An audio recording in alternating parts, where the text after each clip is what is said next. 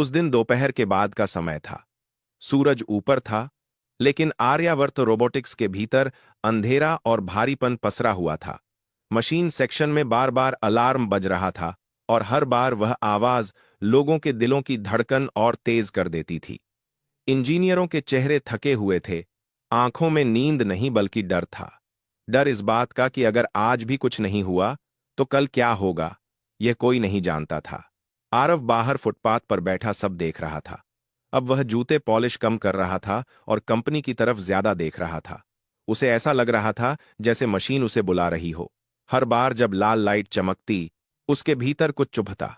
वह खुद से कहता कि यह मशीन खराब नहीं है, इसे जानबूझकर रोका गया है, यह कोई हादसा नहीं है।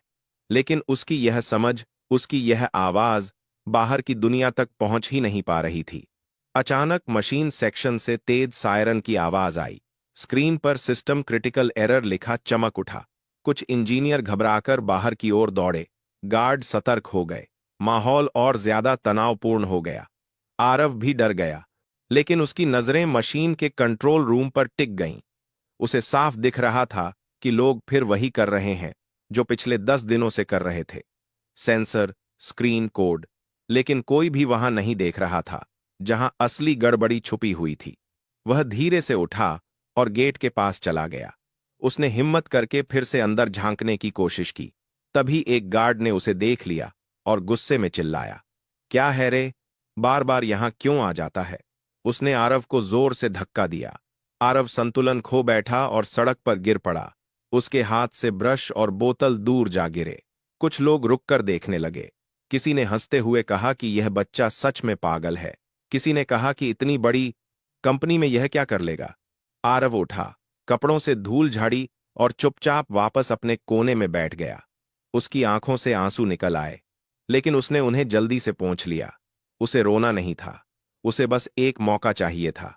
वह जानता था कि अगर वह अंदर गया और सही जगह दिखा दी तो सब बदल सकता है। लेकिन वह यह भी जानता था कि उसकी शक्ल, उसके कपड़े और उसका पेशा उसके सबसे बड़े दुश्मन हैं।